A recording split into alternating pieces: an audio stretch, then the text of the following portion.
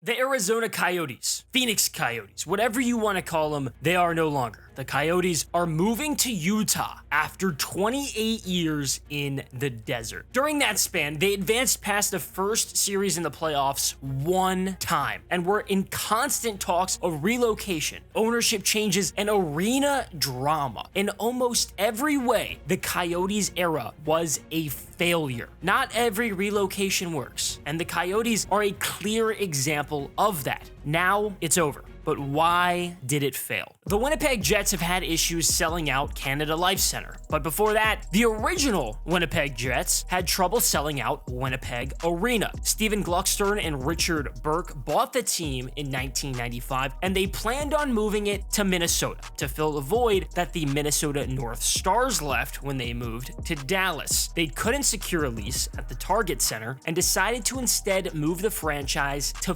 Phoenix and renamed it the Coyotes, the most common predator in the state of Arizona. They originally played at America West Arena, where the Phoenix Suns played and will actually still play, although now it is called the Footprint Center. It was built for basketball, and it was a mess for hockey. The Coyotes did actually have some early success as a team, making the postseason in 5 of their first 6 seasons in Phoenix. They lost in the conference quarterfinals each year. There were some pretty good players in the early years of the Coyotes in Phoenix that you probably know. Their clear top player in that inaugural 96-97 season was Keith Tkachuk. He was on the Jets and he ended up playing 5 years in Phoenix, and he had a lot of success, including leading the league in goals with 52 that first season. Pretty impressive for a defenseman. He played in over 1,200 games and had over 1,000 points in his career and played 9 years for the Blues after 10 years with the Coyotes franchise. Jeremy Roenick played for the Yotes for their first 5 years in Phoenix. He had over 20 goals each year, and he actually later returned for one more season. The Coyotes also had Hall of Famer Mike Gardner in his final 2 seasons of his very long 19-year NHL career. Gardner personally is just a guy I like, just based on me growing up, seeing his number up in the rafters for the Caps. The first big-time goaltender for the Yotes was Nikolai Happy Bulin, who had a good, long NHL career and won 30 or more games in each of his first 3 seasons in Phoenix. Rick Tocchet was an important guy on those early Yotes teams too, and he's now the Canucks head coach. Danny Briere is another guy worth mentioning around that time, who's pretty well known. Of course, I still haven't mentioned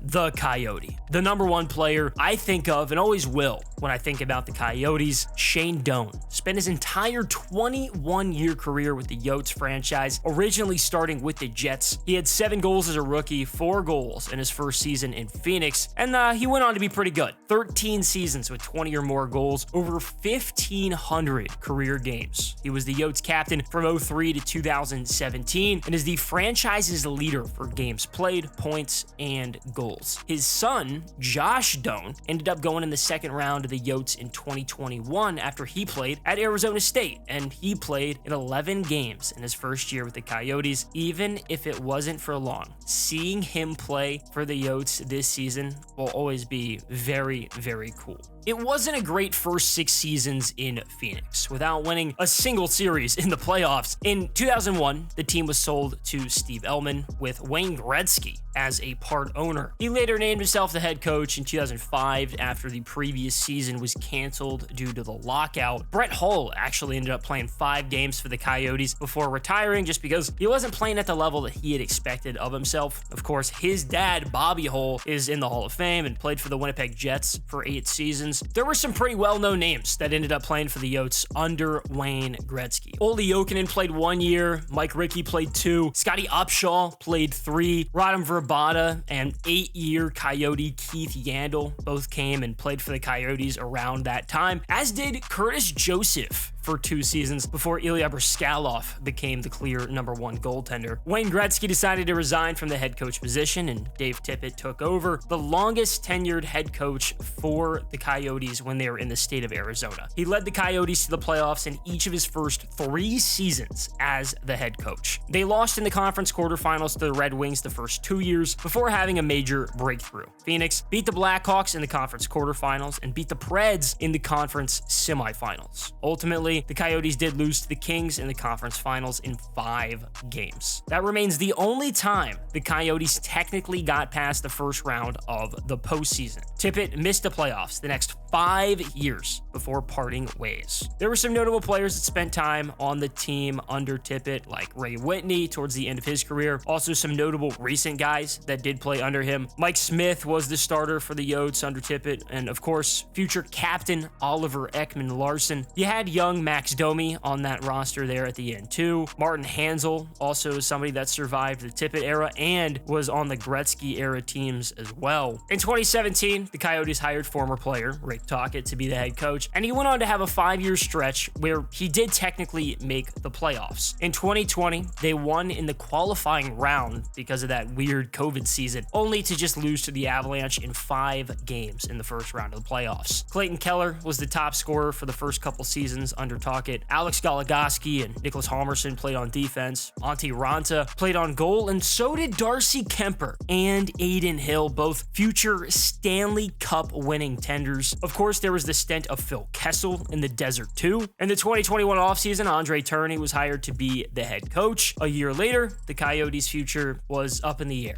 after Glendale didn't renew the contract for the team at Desert Diamond Arena, named Glendale Arena when the Coyotes started playing there in 2003, and then Jobbing.com Arena at one point. That led to the Coyotes playing their final 2 seasons at Mullet Arena at Arizona State. When we look at the end of the Coyotes, the notable names are guys like Clayton Keller, Nick Schmaltz, and Nick Bustad. A new era will begin in Utah, and we'll watch youngsters like Logan Cooley lead the way in a new place with a new city. Looking back on the Coyotes, it feels like a failure. The team was bankrupt in 2009, was nearly sold to move to Hamilton, Ontario. Renaissance Sports and Entertainment bought the team in 2013 and changed the team name from the Phoenix Coyotes to the Arizona Coyotes. Now the name will change again to the Utah somethings. Howlers no more, and the Coyotes are no more. The Yotes played their final game in franchise history on April 17th, 2024. I watched as the Yotes won 5-2 at home and said their goodbyes, but it might not be goodbye forever. The Coyotes situation is a little similar to the Cleveland Browns. The Browns were founded in 1944 and played until 1995 when owner Art Modell moved the team to Baltimore and became the Ravens. Because of legal action, the franchise name and logos were able to return, and did in 1999. The Coyotes franchise was sold for $1.2 billion to Ryan and Ashley Smith, the owners of the Utah Jazz. The franchise is going to play at the Delta Center, where the Jazz also play. So the Coyotes franchise is heading to Salt Lake City, but Alex Morello still owns the rights to the Coyotes trademark, and there is a big provision in the sale. Arizona can get an expansion team if a new arena is built within the next 5 years. If Morello can finally get a stadium deal, we could absolutely see the Coyotes come back. Otherwise, the team's just going to become history and forgotten. Think about how many people remember the Atlanta Thrashers. They're now the Winnipeg Jets, and there's been tons of talk of whether or not Atlanta will ever get another expansion team. The team just kept losing money and had ownership issues. Rumors of relocation wouldn't stop, with them being linked to Winnipeg or even Kansas City, Quebec City. Still, if you want to watch pro hockey in Atlanta, you can watch the Atlanta Gladiators, an ECHL team. The same is going to be similar now for folk in Arizona. The Tucson Roadrunners play in the AHL and are still owned by Alex Morello. Now it's the only hockey team he owns. But don't count out the return of the Arizona Coyotes. It was a 28-year failure this time, but the Yotes could be back one day.